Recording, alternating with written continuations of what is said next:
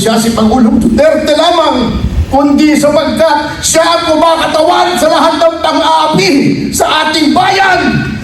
Ang bayan po ang ating pinanalalangin tuwing pinanalangin natin si Pangulong Duterte, sapagkat siya lamang po ang nakipaglaban para sa ating lahat.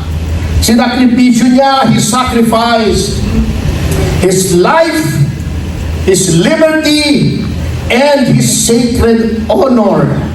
Sabi nga niya, I do not mind marching into hell so I can make the Philippines heaven for the Filipinos. At yan po ang nangyari. Bakit po kayo naging DDS? Hindi po ako DDS. Kakamping po ako, di ba? I'm really left of center. Sa yung mga DDS, ano sila, they're originally pro-Duterte. Alright? And then they represent Duterte's principles, right? So, hindi po ako DDS. Kaya lang, love ako ng mga DDS. Alright, Reaction TVBS nagbabalik. Reaction. Napakaganda po ng mga pag-uusapan natin yung mga reaction. Mandagin po ninyo mga reaction. Nagsalita na po si Madam Guanzon. Alam po ba ninyo mga reaction? Ang mga taong matatalino. Ito. Bakit sasabihin ko sa inyong matalino mga DDS?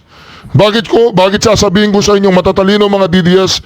At dito sinasabi ni Madam Guanzon, Commissioner Guanzon, na hindi mananalo ang Pinklawan tsaka Dilawan kapag hindi nagbago ang kanilang mga elitistang pag-iisip. Yung feeling nila sila lang ang matatalino. Dito ipapaliwanag ni Madam Rowena Guanzon. Ipapaliwanag po ni Madam Rowena Guanzon dito na kung bakit ang mga DDS ay matatalino pero hindi sila mayabang.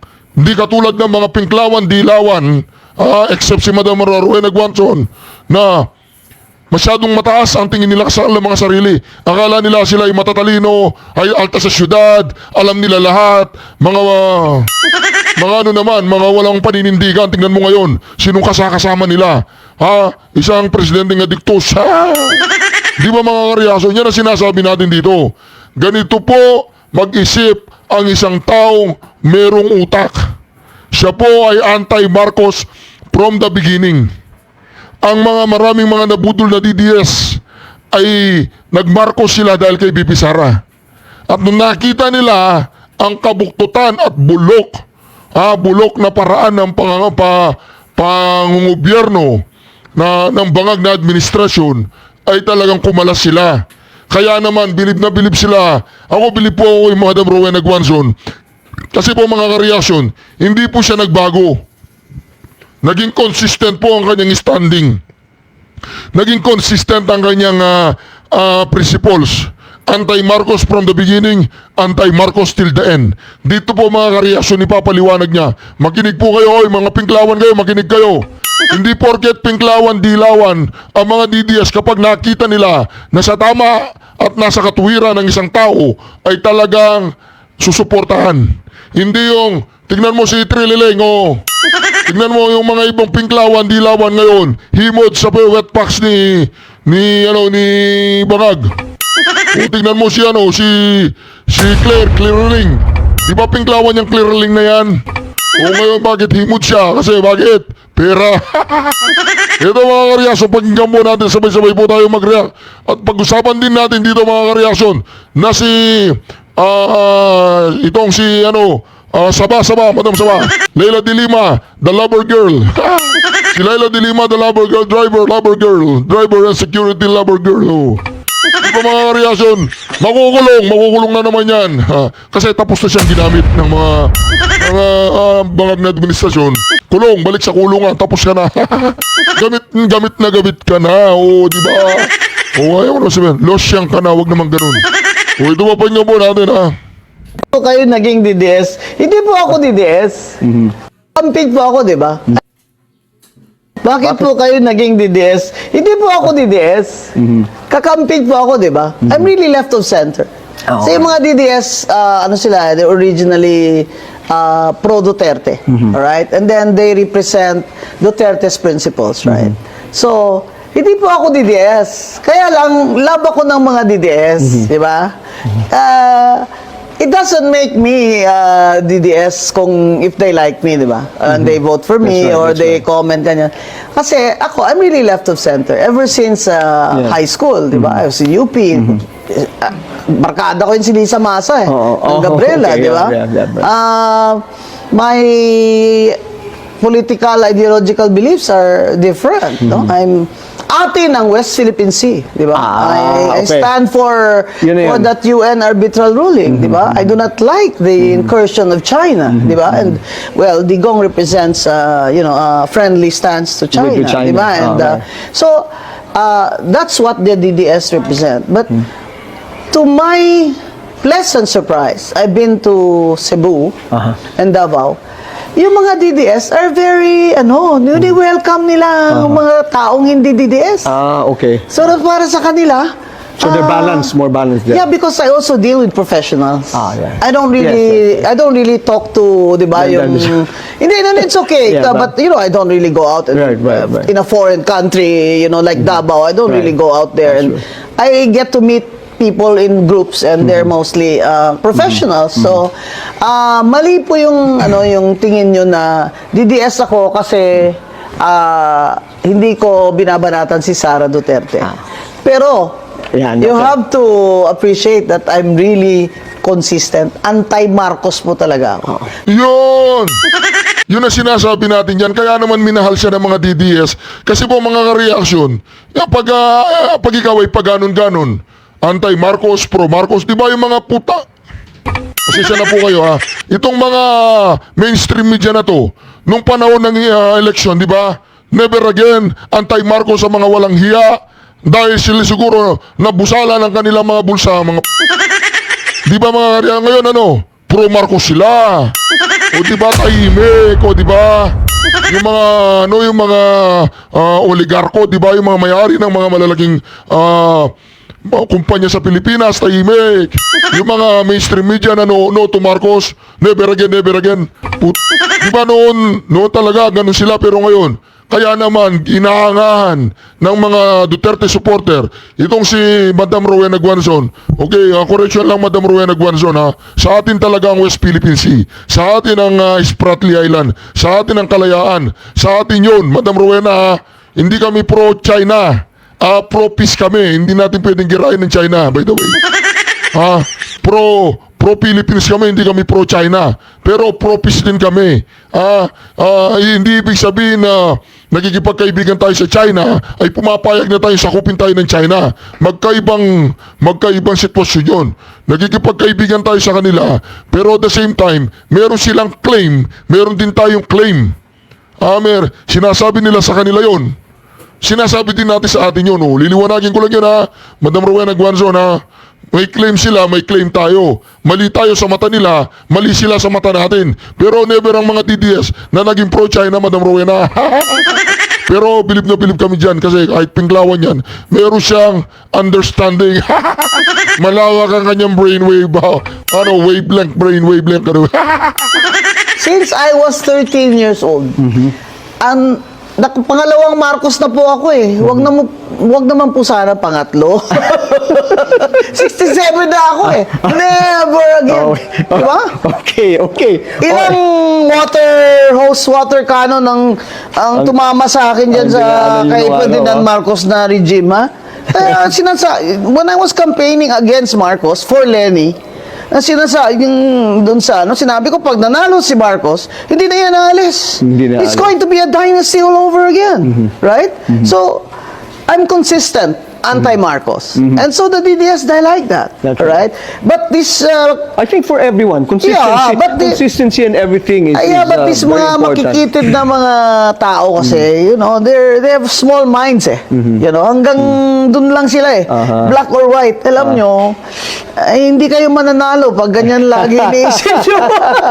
And you know that ako ay basta anti-Marcos ako kasi nakita ko na lalo na ngayon after 3 years na wala talagang magandang patutunguhan.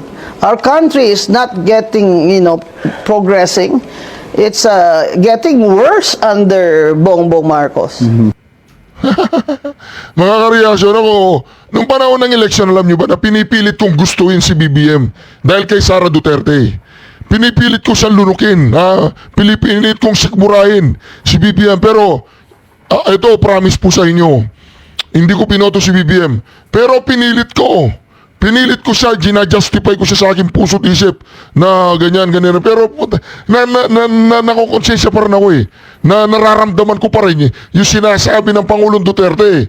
Kaya kayong mga pinklawan, hindi kayo mananalo. Katulad ngayon, di ba? Katulad ngayon, maraming mga followers si Madam Rowena Guanzon ng mga pinklawan ay leaning na kay Sara Duterte. Kasi alam nila, nararamdaman nila na itong si Madam Rowena Guanzon ay hindi, ano siya, yung, ang tawag doon, nasa tama ang kanyang pag-iisip. Yung sa kabila may mga tama. Sa mga pinklawan, maraming may siraulo dyan. Hindi si Madam Rowena Guanzon. Pero maraming siraulong pinklawan. Di ba? Di ba mga kareaksyon? Anong pangalan nun? Ontiveros, tanungin mo nga si Llamas. Tanungin mo si Llamas kung siraulo siya, yung sa taas pa o sa baba. Tanungin mo lang hindi ko sinabi siraulo si Llamas. Tanungin mo lang, ikaw ang mas nakakaalam patungkol kay Llamas kung sira ang ulo niya sa taas o sa baba. Mga kareaksyon, yan si Madam Rowena Guanzon, yan malupit, consistent. Hindi pa bago-bago ang kanyang desisyon at hindi pa bago-bago ang kanyang standing. Hindi katulad ng mga pinklawan tsaka mga dilawang bulok na walang prinsipyo, walang paninindigan. Kung saan sila busog, doon sila. Kahit Marcos pa nakaupo, mga Si Pangulong Duterte po ay hindi natin pinapanalangin dahil siya si Pangulong Duterte lamang, kundi sapagkat siya ang kumakatawan sa lahat ng pang-aapi sa ating bayan. Ang bayan po ang ating pinanalangin tuwing pinanalangin natin si Pangulong Duterte, sapagkat siya lamang po ang nakipaglaban para sa ating lahat. Sinakripisyo niya, He sacrificed His life, His liberty, and His sacred honor. Sabi nga niya, I do not mind marching into hell so I can make the Philippines heaven for the Filipinos. At yan po ang nangyari. Si Atty. Topacio, nasusuong sa lahat ng haharapin din po ng ating Vice Presidente.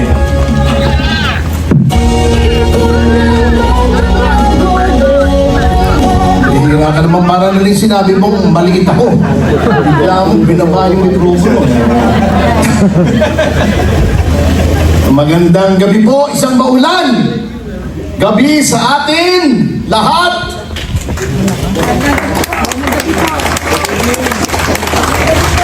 Sa kabila ng bagyo hindi lamang sa ating panahon kundi bagyo na dumapo sa ating bayan mula nang nahalal sa pagiging Pangulo si Ferdinand Marcos Jr.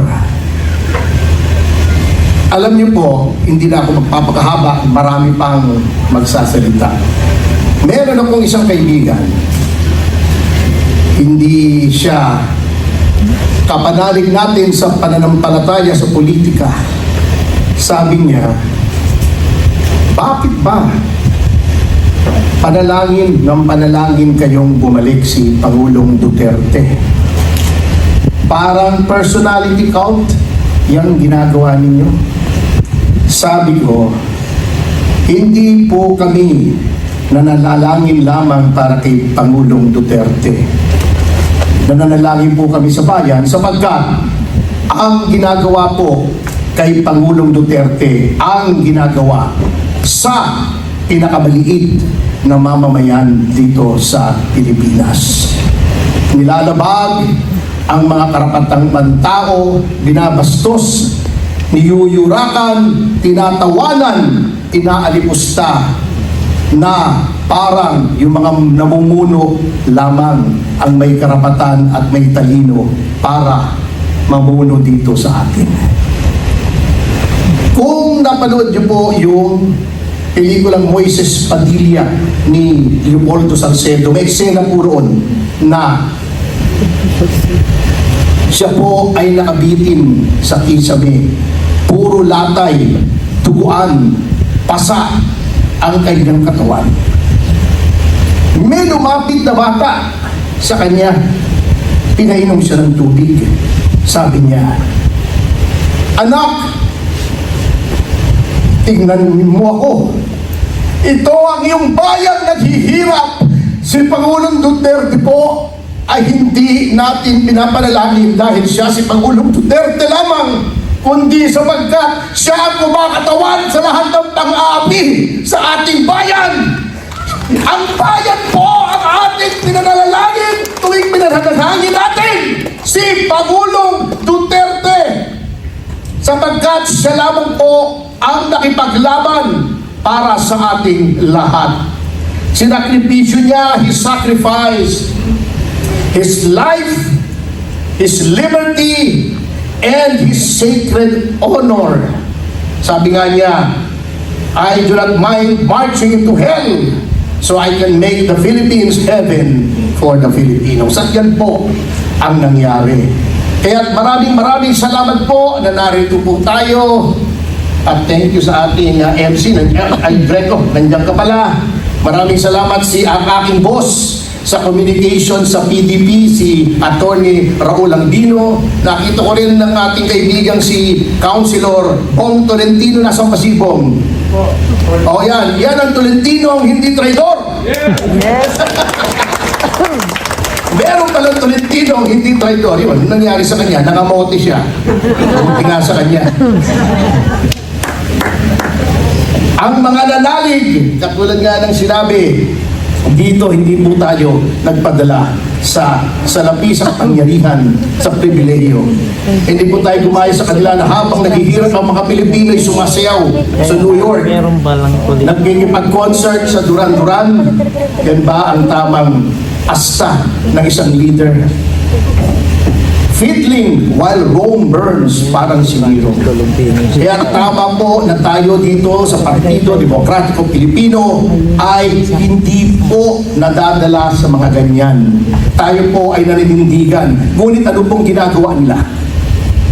Tinatakot po tayo, dinidemanda kami, mga vloggers, mga journalists, kapag nagsasabi ng katotohanan. Tinatakot po pati ating mga senador, pati ang ating mga leader, ipadadala din daw sa Hague. Tinatakot lahat ng pangkaraniwang mamamayan. Ginagamit ng NBI, ang PNP, lahat ng ahensya ng gobyerno ginagamit para tayong takutin. Ngunit, huwag po tayong matakot, mga kasama. Huwag na huwag. Sapagkat pag natakot tayo, panalo na po sila. Huwag po natin hahayaan na sila ay manalo. Kita niyong ginawa ng eleksyon kay Pe, kay GB, kay JB, kay Raul. Dinaya po. Kita niyo. Ang sinasabi ng mga iba na merong nasa pagitan ng transparency server na hindi mo malaman kung anong manipulasyon ang ginawa sa ating mga boto. Sabi po nila, the voice of the people is the voice of God. Therefore, kung ikaw ay hindi mo pinalabas ang boses ng mga tao, ng boses ng Diyos, ikaw ay demonyo. Kaya sila po ay mga demonyo. Tayo po ang mga anghel na kailangan talunin sila. Kaya sa pagtatapos, mga kasama, katulad ng sinabi ko, ang kalaban lamang po natin dito ay takot. Ngunit huwag tayo matakot, huwag tayo matatakot sa kanila. Sa kabila ng kanilang kapangyarihan, sa kanilang military, sa kanilang mga pulis, sa kanilang NBI, sa kanilang lahat ng ehensya ng gobyerno, tayo, taong bayan, tayo ang may tunay na kapangyarihan sa isang demokrasya. Kaya bilang pagtatapos ay nais ko lamang basahin ang isang talata po sa Biblia mula po kay Propetang Isayas, na ito lang po ang ating ilalagay sa ating isipan tuwing tayo po ay nagdududa, tuwing tayo ay tinatakot, tuwing tayo ay kinakabahan. Ito po ay pangako ng Panginoon sa kanyang mga lingkod, sa mga banal na taong lumalaban sa kasamaan. Ito ang sabi ng propetang Isayas na tagubilin ng ating Panginoon. Huwag tumahimik kayo at makinig. Tayo ay nasa malayong lupain. Sabi niya, parang kung nangyayari dito sa atin. Parang napakalayo na natin sa tunay na Pilipinas noong panahon ni Pangulong Duterte. Ngunit sabi ng Panginoong Diyos, huwag kang matakot. Ako'y sa iyo. Ako ang iyong Diyos. Hindi ka dapat mangamba. Palalakasin kita at tutulungan, iingatan at ililigtas. Lahat ng may galit sa iyo ay mapapahiya at mamamatay ang sinumang lumaban sa inyo. Dapat pakinggan ito ni Secretary Remulla. Mamamatay ang sinumang lumaban sa inyo. Hindi ako nagsasabi nito, ha? Hahanapin ninyo sila, ngunit hindi makikita. Mawawala na sila ng lubusan dito sa lupa. Ako si Yahweh na iyong Diyos ang magpapalakas sa iyo. Ako ang nagsasabi, huwag kayong matakot at tutulungan ko kayo. Kaya aanyayahan ko po sana kayong lahat na tumayo at manalangin. Narito po kami ngayon upang idalangin hindi lamang ang aming mahal na presidente, si Rodrigo Roa Duterte, ngunit ipanalangin na rin po ang aming bayan. Ang aming bayan po ay nasasadlak sa hirap, sa pang-aapi ng mga nasa kapangyarihan, sa pagyurak ng aming mga karapatan. Sa lahat po ng ito, kami po ay nananalig na hindi na po magtatagal ang dalamhati at hilaki na ito, Ama. Ama, bigyan niyo po kami ng lakas, bigyan niyo po kami ng paninindigan, bigyan niyo po kami ng tapang upang lumaban sa mga abusado, mga masasamang tao, sa mga magnanakaw, sa mga mapangapi. Panginoong Jesus, lumalapit po kami sa inyo. Patawarin niyo po kami kung mayroon po man kaming kasalanan sa inyo. Kapag kami po ay lumalabas ng aming mga tahanan upang makibaka sa kasamaan, pantayan niyo po ang aming sambahayan. Huwag niyo kaming papayag na may mangyaring masamang sakuna sa aming mga kabahayan, sa aming sambahayan. Bigyan niyo po kami lahat ng pinakamahabang buhay at pinakamabuting kalusugan. Bigyan niyo rin po kami ng biyaya na magagamit namin hindi lamang sa aming kasariling pangangailangan, kundi sa paglilingkod po sa inyo sa amin pong paglaban na hinaharap. Ama, bumabalik po kami sa inyo.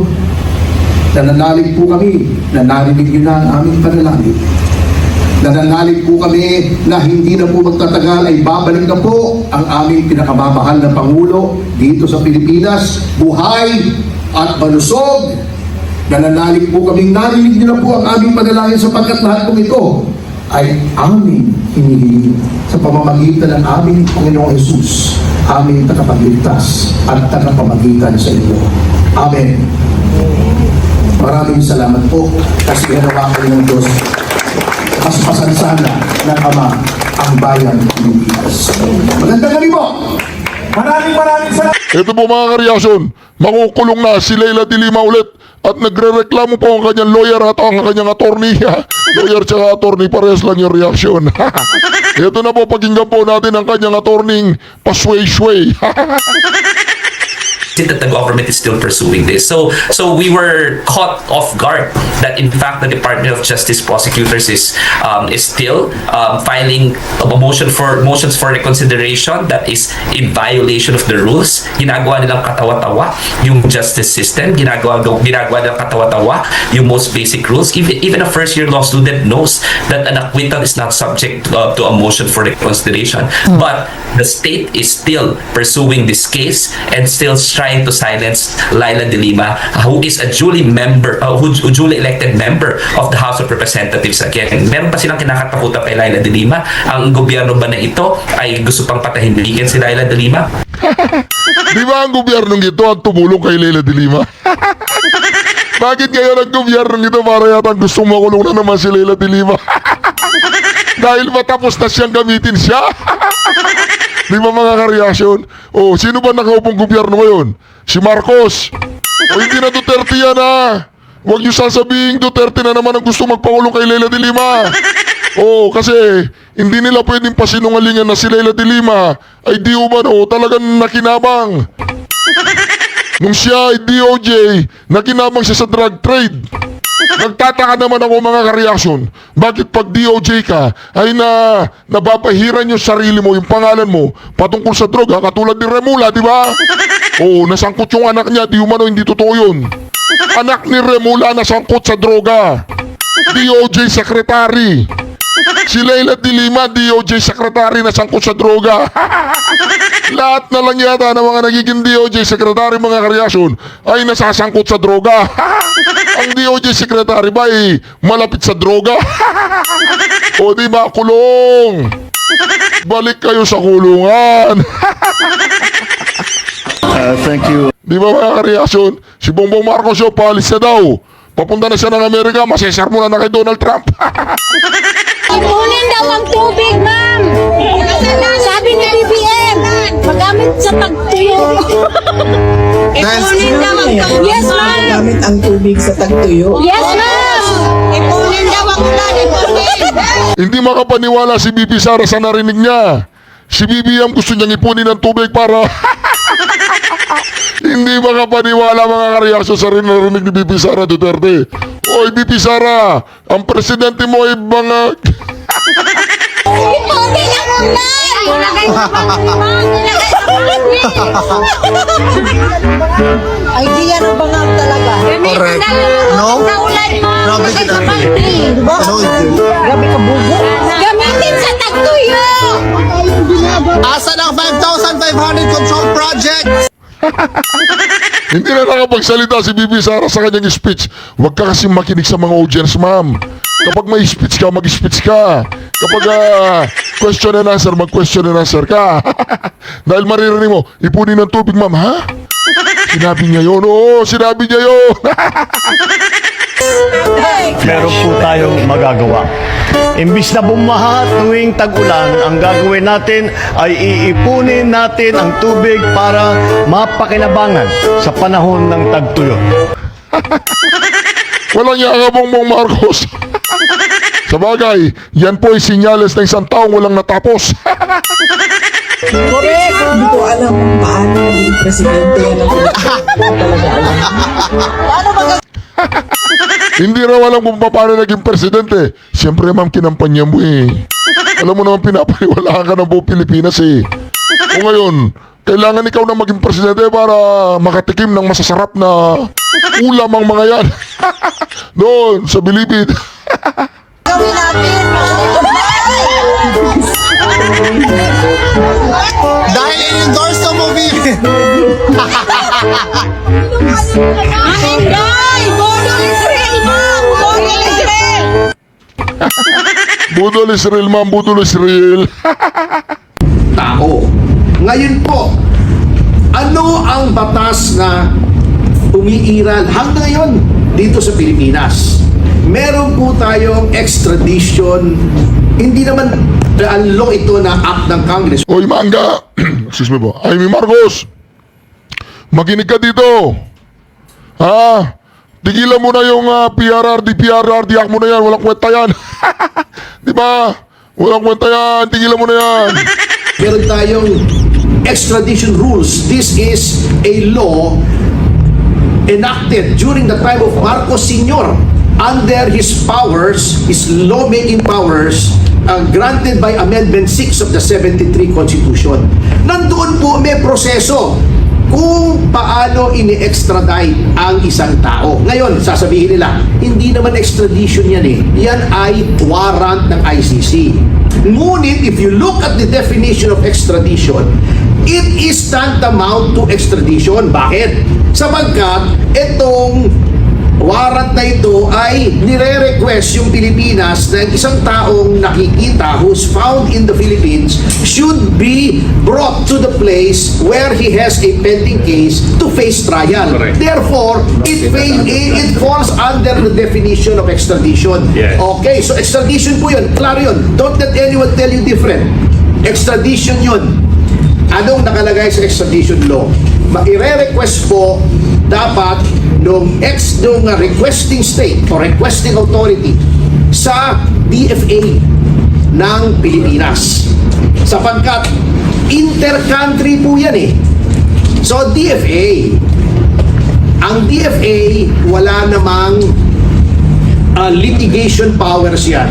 So, under the extradition law o extradition rules natin, magkikipag-coordinate yan sa DOJ. The DOJ, through the Prosecutor General or the General Counsel of the DOJ, will file an extradition petition before the proper regional trial court. In this case, Maynila po palagi ang filing ng extradition because I've handled my share of extradition cases. Tama po yun. Alam po ninyo, mga minamahal na kababayan, kaming mga abogado, tulad ni Cafferty, lagi namin pong ini-emphasize yung principle of supremacy of the Constitution. Yes. Pagdating po dito sa Pilipinas, wala pong ibang batas na mas mataas kesa sa Constitution natin yung saligang batas. So maraming nagtatanong, paano naman yung mga obligasyon natin sa mga tratado o mga kasunduang internasyonal na pinasok ng ating bansa? Ano ka mo? Tratado? Tratado. Yung nasa Malacanang, yung mga tratado. Ano ba ang gagawin natin dito sa mga treaties? Ano yung mga treaty obligations natin dyan? Katulad ng binabanggit ni Cafferty, tungkol sa extradition, tungkol po doon sa ICC, tungkol sa Interpol. Lahat po yung kasi meron tayong mga pinirmahang kasunduan. Bakit natin kailangan i-implement yan sa ating bansa? Kasi sa ating saligang batas din, nakalagay po doon yung tinatawag nating principle of incorporation. Yun! Dapat dumaan muna sa tamang paglilitis mga kareaksyon. O ito, pakinggan muna natin dito si Atty. Topacio ang kanyang speech. Heto na mga kareaksyon.